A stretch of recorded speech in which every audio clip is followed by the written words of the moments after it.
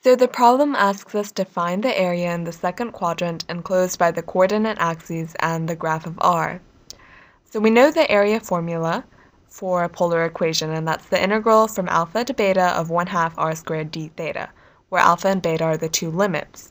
In this case, the two limits are pi over 2 and pi because it's in the second quadrant, and r is equal to 3 theta plus sine theta.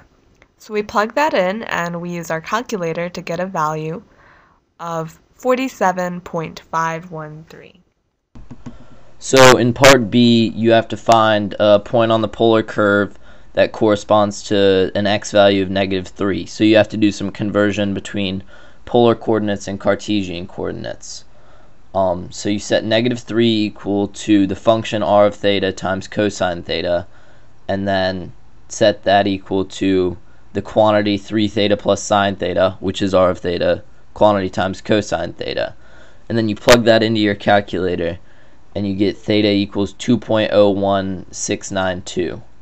And so that is the angle theta that corresponds to the point P.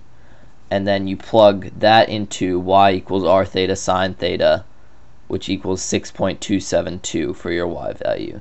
And so to get from your function to an x value, you multiply by cosine, and to get from your function to a y value, you multiply by sine. So part C can seem a little ominous and daunting at first, but if you look at the basis of what a derivative is, you can do some conversions and get to the answer pretty simply, actually. So the key here is first you have to get y in terms of theta. So you multiply r of theta through by sine of theta, and you get 3 theta plus sine theta times sine theta. And then you have to see, since you're looking for dy dt at theta equals 2 pi over 3, that dy dt equals dy over d theta times d theta over dt. And so we're given d theta over dt, which is 2, and then dy d theta you can derive from y in terms of theta, which you have earlier.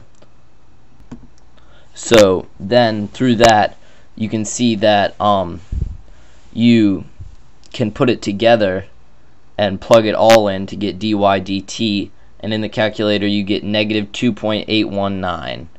And so of course you have to show your interpretation of this, and that's that the y coordinate of the particle moving on the polar curve is decreasing at a rate of 2.819 units per time unit. And so that's basically breaking apart dy dt into dy d theta times d theta dt and doing it in its separate parts. And that's our problem.